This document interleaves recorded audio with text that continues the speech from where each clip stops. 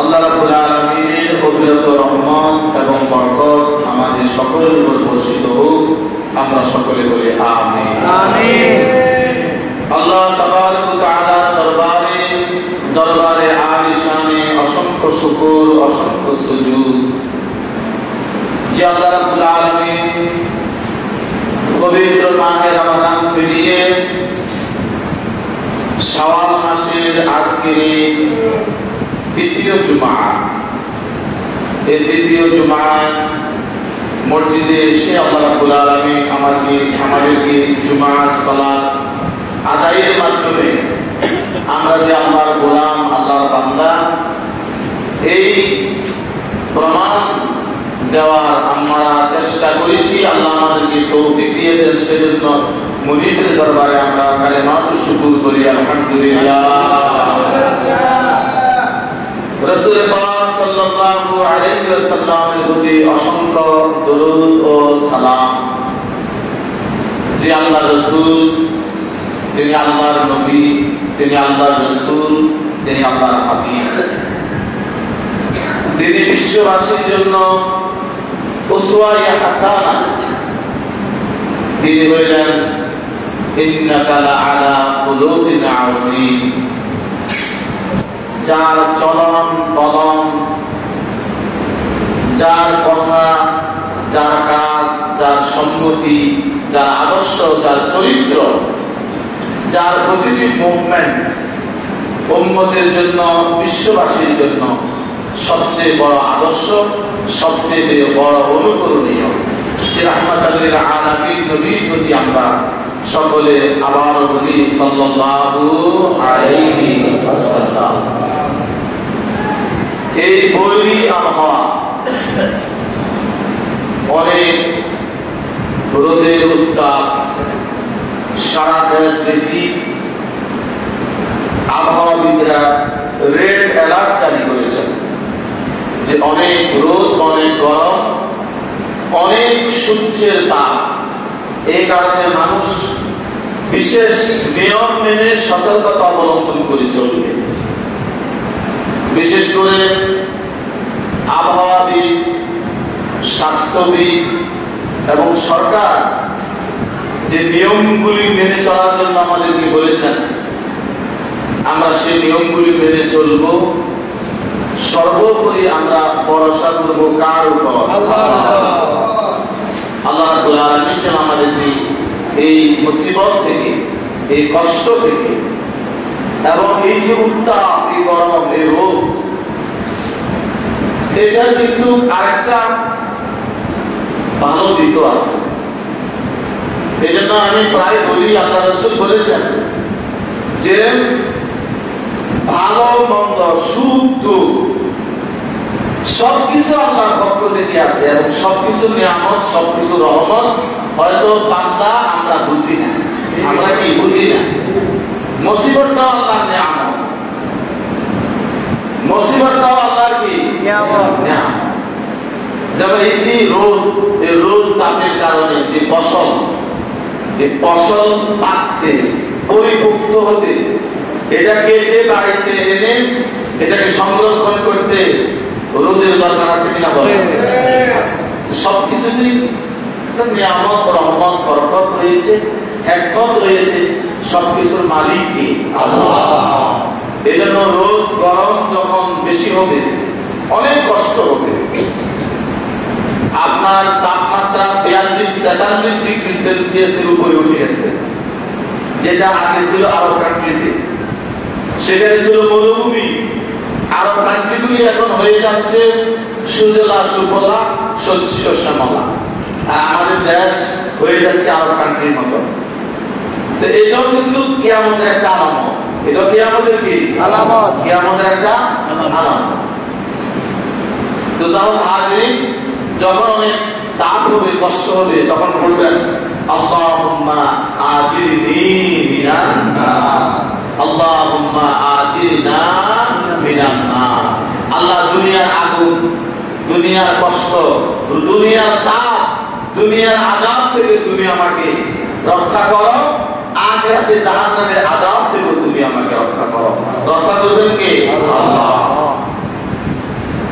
হাজির, আমি গত জুমায় আপনাদেরকে রাসূল পাক সাল্লাল্লাহু আলাইহি ওয়াসাল্লামের সুন্নাহ আন-নিকাহু সুন্নতি, বিয়ে শাদী করা এটা আল্লাহর নবীর সুন্নাহ। এটা কার সুন্নাহ? আল্লাহর নবীর সুন্নাহ। এটা সত্য মানুষের কাজ। এটা মানবতাকে টিকিয়ে রাখার উসিলা। এটা মানবতার জন্য একটা নিয়ামত, রহমত, বরকত হয়েছে এর নিকাহ। এই সম্পর্কে আমি গত জুমা আপনাদেরকে কিছু আলোচনা করেছিলাম যে নিকাহটা কি এবং এটা কিভাবে আমরা সম্পন্ন করব, বিয়ের অনুষ্ঠানগুলি কিরকম হবে, পাত্রের গুণ কেমন হবে, পাত্রীর গুণ কেমন হবে, অলিমা কিভাবে হবে, দেনমোহর কিভাবে হবে, এই সব কিছু মিলিয়ে আমি আলাপ করেছিলাম। কিন্তু অনেক ব্যাপক আলাপের বিষয়, আলোচনার বিষয়, সময়টা সীমিত। তো যে কথাগুলি গত জুমায় বলেছিলাম সেগুলোর সাথে সম্পূর্ণ বিষয়ে আমি আজও আরো কিছু কথা বলবো। আল্লাহ রাব্বুল আলামিন এই কথাগুলি আমাকে, আমাদের সকলকে আল্লাহ রাসূলের সুন্নাত হিসেবে স্মরণ রেখে আমল করার তৌফিক দিন। সকলে বলুন আমিন। আমি বলেছিলাম আপনারা যখন ছেলেদেরকে বিয়ে করাতে যাবেন আপনারা মেয়েদের কয়টা গুণ দেখবেন? মনে আছে কয়টা? মাশাআল্লাহ, চারটা। কয়টা গুণ? চারটা। এটা আল্লাহ রাসূলের হাদিস। মেয়েদের সম্পদ দেখবা, মেয়েদের বংশ দেখবা, সৌন্দর্য দেখবা এবং ধার্মিকতা দেখবা। এরপরে আল্লাহ রাসূল বলেছেন সব কিছুর উপরে অগ্রাধিকার দিবা তার দ্বীনকে, তার ধার্মিকতাকে। এবং আমি বলেছিলাম যে আমরা যখন মেয়ে বিয়ে দিব তখন আমরা ছেলেদের দেখব সততা, ধার্মিকতা, তার ব্যবহার, তার আচরণ, উপরন্তু সব কিছুর উপরে থাকবে তার ধার্মিকতা। তার কি থাকবে? ধার্মিকতা। আল্লাহ রাব্বুল আলামিন আমাদেরকে এর উপর আমল করার তৌফিক দিন। সকলে বলেন আমিন। মনে রাখবেন সন্তানের বিয়ের বয়স যখন হবে আপনার সামর্থ্য আছে, বউ আনলে এই বউটা আপনি খাওয়াতে পারবেন, আপনার বাড়িতে এসে তার মর্যাদার সহিত সে থাকতে পারবে। ছেলেদের খুব বয়স না বাড়িয়ে অল্প বয়সে বিয়ে করিয়ে দেন। আর মনে রাখবেন আমি পজিটিভলি বলবো যে সকল ছেলেরা কম বয়সে বিয়ে করে আমার একটা প্রত্যক্ষ যে যারা ভালো চরিত্রবান এরাই কম বয়সে বিয়ে করে। ঠিক কিনা বলেন?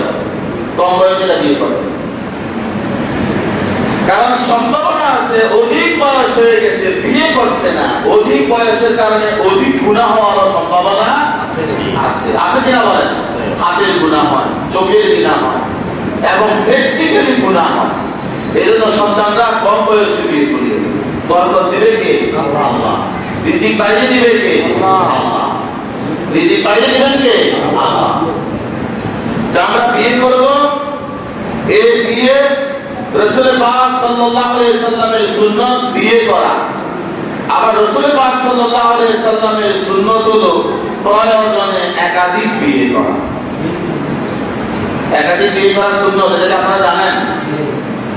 জানেন? এই শব্দটা শোনার পরে কি কারো কাছে খারাপ লেগেছে? না।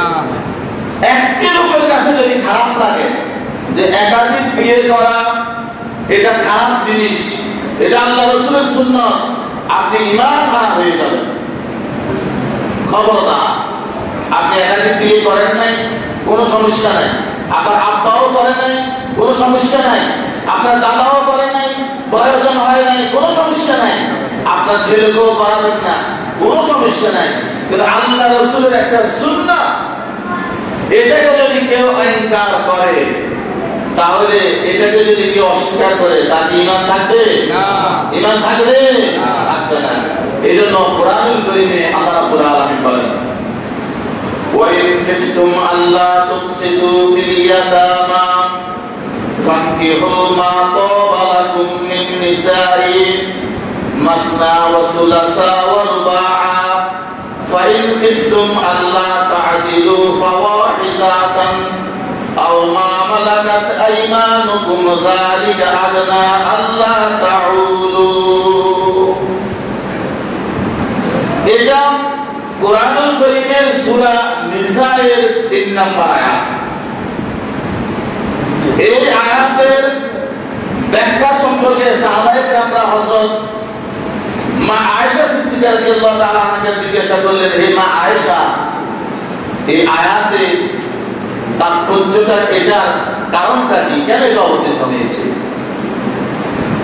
এর সমর্থনে বুখারী শরীফের 4573 নম্বর হাদিস হযরত আয়েশা সিদ্দিকা রাদিয়াল্লাহু তাআলা আনহা বলেন যে রাসূল পাক সাল্লাল্লাহু আলাইহি সাল্লামের সময় মক্কা নগরীতে একজন পুরুষ ছিলেন, তার নিকট একটি ইয়াতীম মেয়ে ছিল। সে ইয়াতীম মেয়ের ভরণ পোষণ করত, হতে পারে তার নিকট আত্মীয়। এই ইয়াতীম মেয়ের ভরণ পোষণ সে করত। এই মেয়েটা যে ভরণ পোষণ করত, তার সম্পদের সাথে ওই মেয়েটারও সম্পদ ছিল। মেয়েটার একটা বিশাল বাগান ছিল, এই বাগানের অর্ধেক মেয়েটার ছিল, অর্ধেক তাকে যে লালন পালন করে তার ছিল।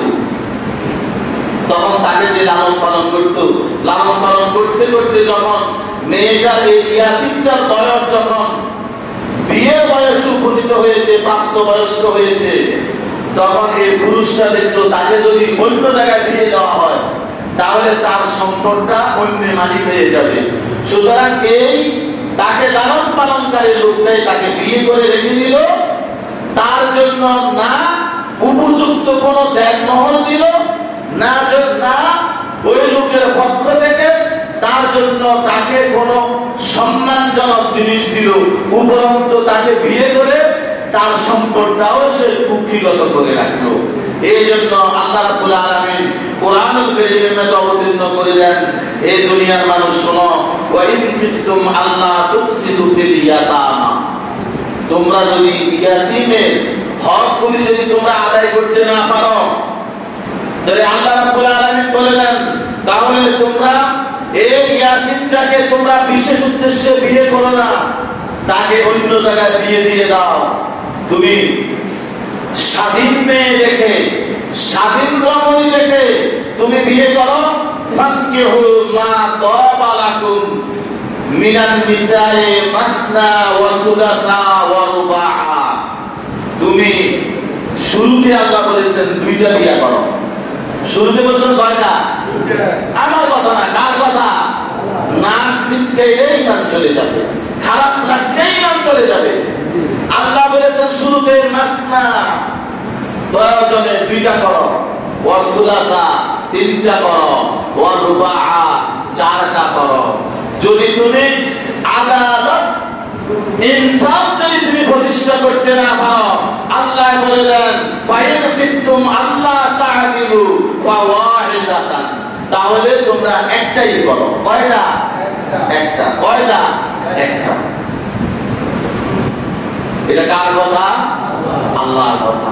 যে যদি তুমি ইনসাফ কায়েম করতে না পারো তাহলে তুমি বিয়ে করো কয়টা? একটা। যদি তুমি আদালত ন্যায় উভয়ের মাঝে যদি কোনো হকের ব্যাপারে, হক কয় জিনিস, এই তাফসীরে হক এসেছে তিন জিনিসকে হক বলা হয়।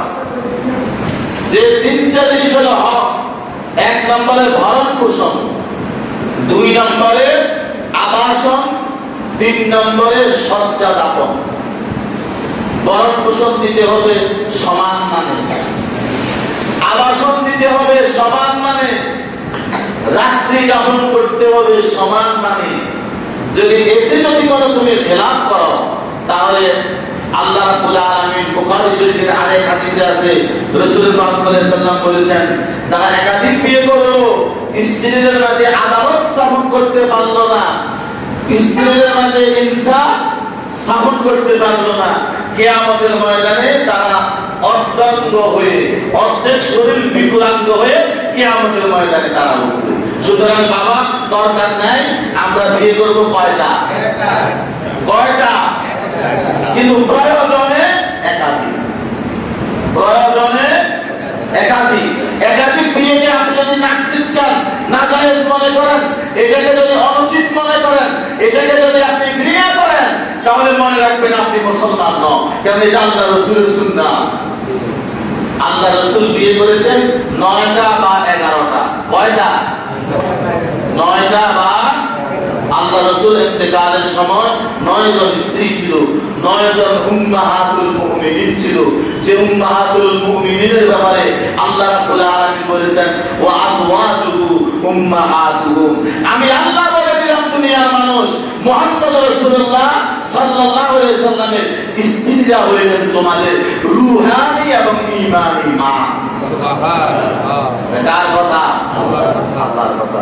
আল্লাহ রাসূল বেশি বিয়ে করেছেন, এই জন্য কি এই উম্মতের লাভ হয়েছে না লস হয়েছে? লাভ হয়েছে না লস হয়েছে? লাভ হয়েছে। বলছেন কি জন্য? হুজুরে বলছে, এই জন্য আমরাও বলছি, কিন্তু বুঝতে বলেন নাই। আমি হয়তো এই ওয়াজ করেছি 1 বছর আগে, কেননা 52 জুমা ঘুরে আসলে আমি চেষ্টা করি ওর আপনার বছরে একটা বিষয়ে আমি 1 জুমা আলোচনা করার চেষ্টা করি। হয়তো কোনো কারণে ভুল যদি এসেও যায় একটা বিষয়, তবে এটা খুব বেশি হয় না। আমি 1 বছর আগে আলোচনা করেছিলাম রাসূল পাক সাল্লাল্লাহু আলাইহি সাল্লাম বলেন এই পৃথিবীর এই বিশ্ব সমাজ, এই পৃথিবীটা যদি একটা বিদ্যালয় হয়, তাহলে এই বিশ্ববিদ্যালয়ে এই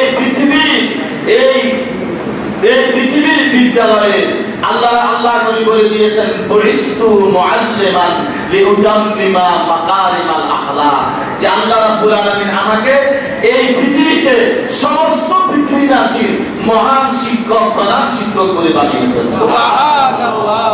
আল্লাহ রাসূলের কথা বুইস্তু মুআল্লিমান, আমি বিশ্ববাসীর জন্য শিক্ষক। সুবহানাল্লাহ। তো এই পৃথিবীতে অর্ধেক নর আর অর্ধেক নারী। এই নরদেরও শিক্ষক হলেন মুহাম্মদ রাসূলুল্লাহ, নারীদেরও শিক্ষক হলেন মুহাম্মদ রাসূলুল্লাহ সাল্লাল্লাহু আলাইহি সাল্লাম। তবে নারীদের সকল কথা, সকল সমস্যা, সকল বিষয় সরাসরি আল্লাহ রাসূলকে বলা, আল্লাহ রাসূলও বলে দেওয়া, সেটা হয়তো সবকিছু সমচিন ছিল না বিদায় আল্লাহ রাসূলের কাছ থেকে আল্লাহ রাসূলের আজওয়াজে উম্মাহাতেরা, আল্লাহ রাসূলের স্ত্রীরা আল্লাহ রাসূলের কাছ থেকে শিখে নিতেন। দুনিয়ার মুসলমান মহিলারা আপনার উম্মাহাতুল মুমিনিনদের কাছে প্রশ্ন করতেন, তাদের কাছ থেকে শিখে নিতেন। তাহলে আল্লাহ রাসূলের 100 লক্ষ সাহাবী আল্লাহ রাসূল ছিলেন এই বিশ্বের, এই পৃথিবীর সমস্ত পুরুষের জন্য আল্লাহ রাসূল প্রধান শিক্ষক, সাহাবায়ে কেরাম 100 লক্ষ সাহাবারা ছিলেন সহকারী শিক্ষক, আর আল্লাহ রাসূলের 11 জন স্ত্রী ছিলেন মহিলা শিক্ষিকা। বলুন সুবহানাল্লাহ। বিশ্বে অর্ধেক নর অর্ধেক নারী, অর্ধেক নর অর্ধেক নারী। তো এই বিশ্বে অর্ধেক নরের জন্য রাসূল পাক সাল্লাল্লাহু আলাইহি সাল্লাম রাহমাতাল লিল আলামিন বুইস্তু মুআল্লিমান, প্রধান শিক্ষক। 100 লক্ষ সাহাবী হলেন সহকারী শিক্ষক, আর তার বিপরীতে মহিলা শিক্ষিকা উম্মাহাতুল মুমিনিন আজওয়াজুল মুতাহহারাত, তিনারা হইলেন 11 জন। কয়জন? কম না বেশি? এবার বলেন, মহিলাদের তুলনায় পুরুষের যত শিক্ষক 100 লক্ষ সাহাবী, মহিলাদের তার তুলনায় 11 জন আজওয়াজে মুতাহহারাত উম্মাহাতুল মুমিনিন, তাহলে সংখ্যাটা কম হয়ে গেল না? কম হয়ে গেল না? আল্লাহ রাসূল যদি 11টা নয় 111টাও বিয়ে করে দেন, তাহলে এই উম্মতের জন্য কল্যাণ ছিল না অকল্যাণ? কল্যাণ ছিল। কি ছিল? কল্যাণ। রাসূল পাক সাল্লাল্লাহু আলাইহি সাল্লামের এটা ওনার জন্য স্পেশাল একটা বিষয় ছিল। কোন মুসলমান একসাথে 4টা অধিক স্ত্রী রাখা হারাম। 4 অধিক স্ত্রী রাখা কি হারাম?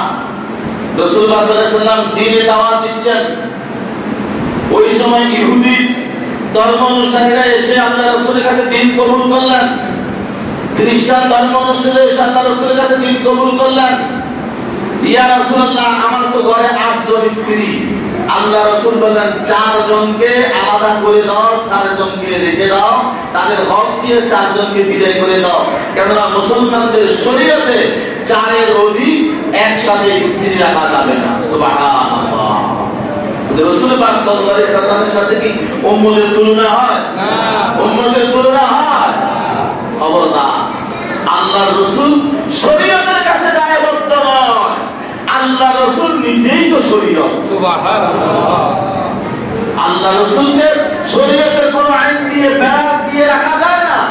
আল্লাহ রাসূল নিজে সারে শরীয়ত তিনি প্রণয়ন করেছেন। আল্লাহ রাসূলের কাছে কোরআন এসেছে, আল্লাহ রাসূলের কথাই হয়ে গিয়েছে শরীয়ত। সুবহানাল্লাহ। তাহলে আল্লাহ রাসূলের 11টা বিয়ে কেন ছিল জানেন?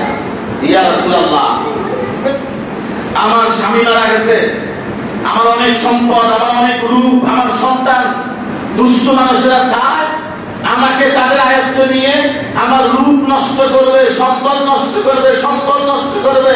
ইয়া রাসূলুল্লাহ, আমি আমাকে সন্তান সম্পদ সহ আপনার কদমে সুধি দিলাম, আপনি আমাকে গ্রহণ করে নেন।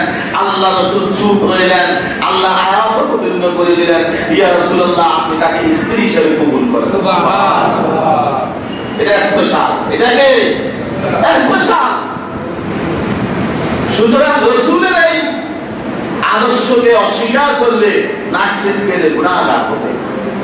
আমাদের দেশের আইনেও কিন্তু একাধিক বিয়ে করার আইন আছে।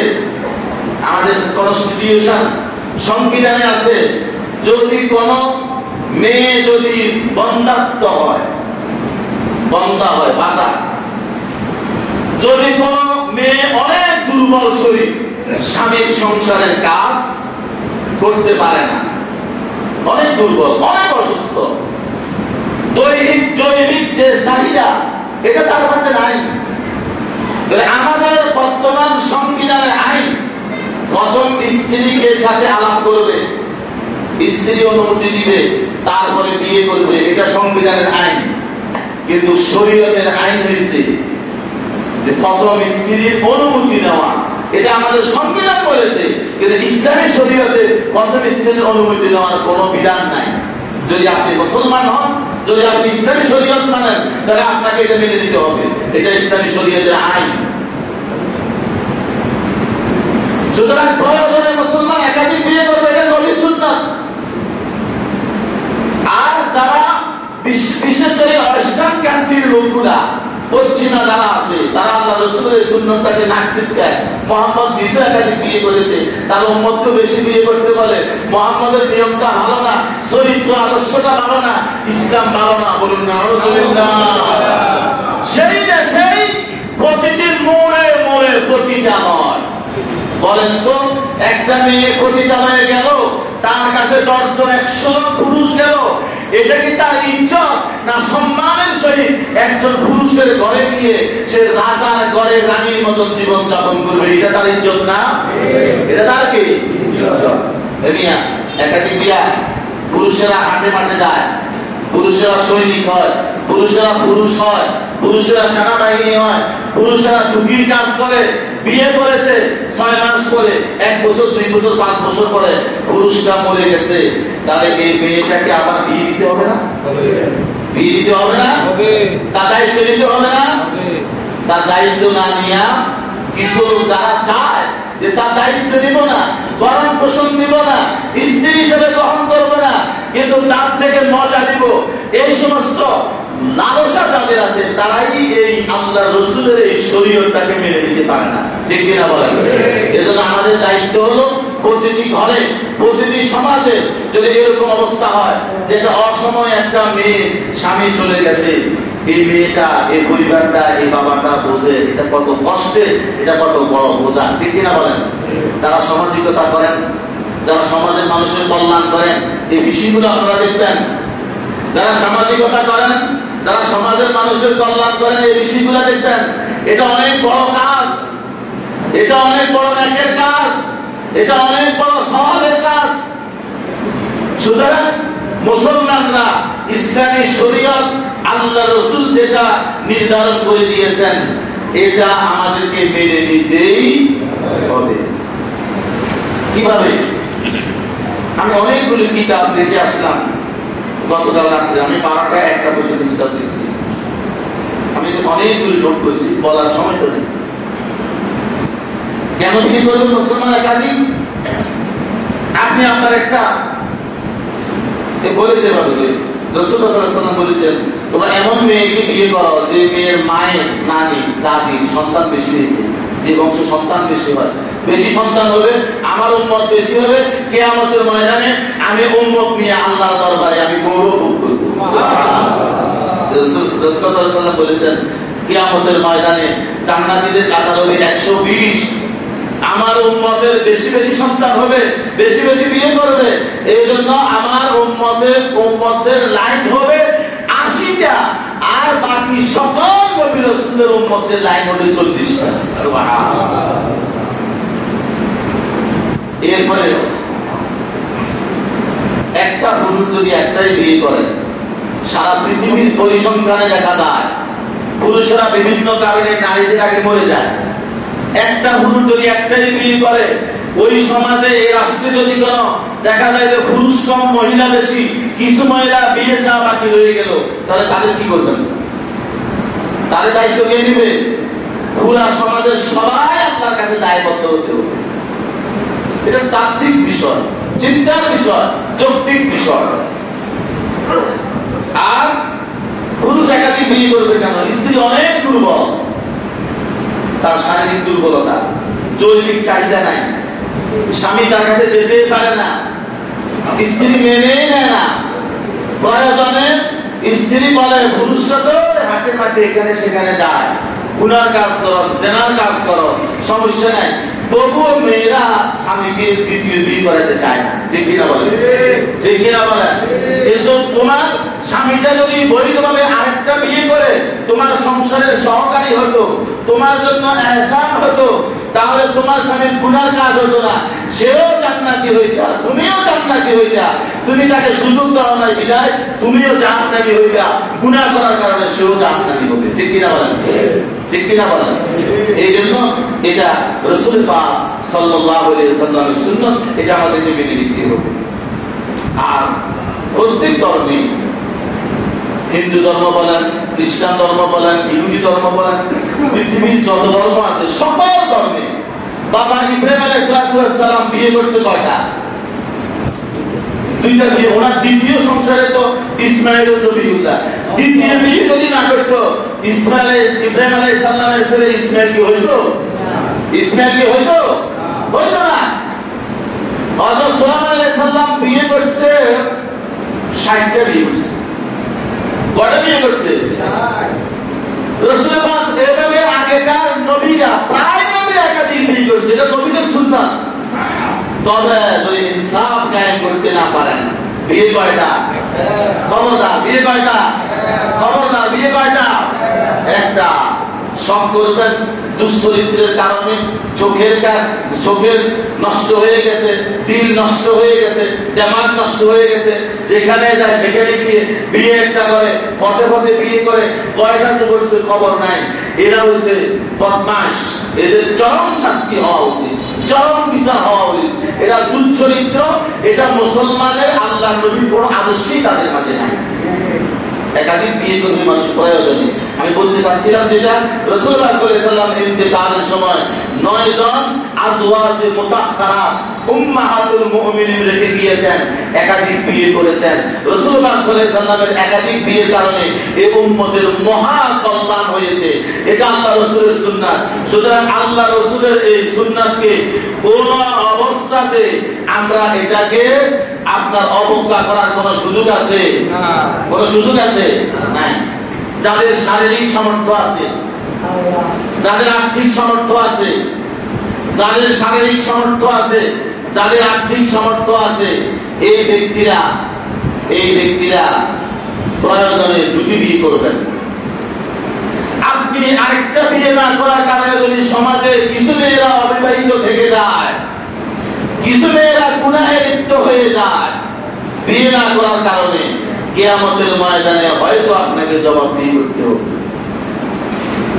হয়তো আপনাকে, এটা আমার কথা নয়, এটা কিছুদিন আগে সৌদি আরবের গ্র্যান্ড মুফতি ফতোয়া দিয়েছেন যে তাদের শারীরিক সামর্থ্য আছে, যাদের আর্থিক সামর্থ্য আছে, স্ত্রীকে ভরণ পোষণ এবং সময় দেওয়া এটা দিতে পারবেন।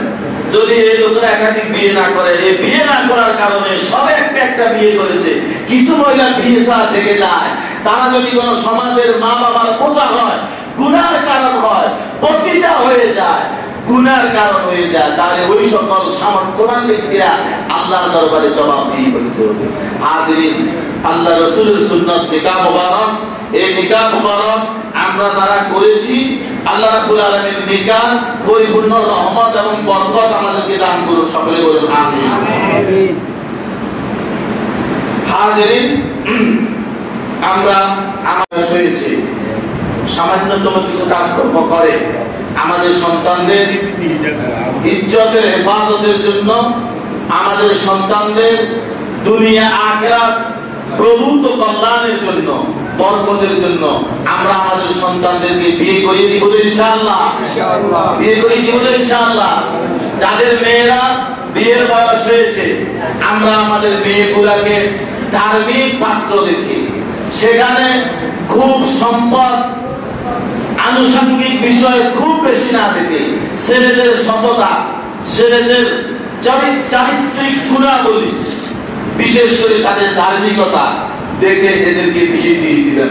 দেখবেন যে উভয়ের বিয়ের মাধ্যমে নবীর সুন্নত এই কাজটি সম্পন্ন করার মাধ্যমে আল্লাহ রাব্বুল আলামিন প্রভূত কল্যাণ দিয়ে দিবেন। সুবহানাল্লাহ। আল্লাহ রাব্বুল আলামিন আমাদেরকে রাসূল সাল্লাল্লাহু আলাইহি ওয়াসাল্লামের সুন্নাত অনুযায়ী জীবন যাপন করার তৌফিক দিন, সকলে বলুন আমিন। ওয়া মা আলাইনা ইল্লাল বালাগ। আসসালামু আলাইকুম ওয়া রাহমাতুল্লাহি ওয়া বারাকাতুহু। বৃহত্তর অঞ্চলে কোটি মানুষের জন্য সর্বাধুনিক প্রযুক্তির চিকিৎসা সেবা দিয়ে যাচ্ছে Laksam fair health hospital. Laksam fair health hospital, Shanta complex, দক্ষিণ বাইপাস রোড, লাকসাম। আন্তরিকতায় স্বল্প মূল্যে উন্নত সেবা।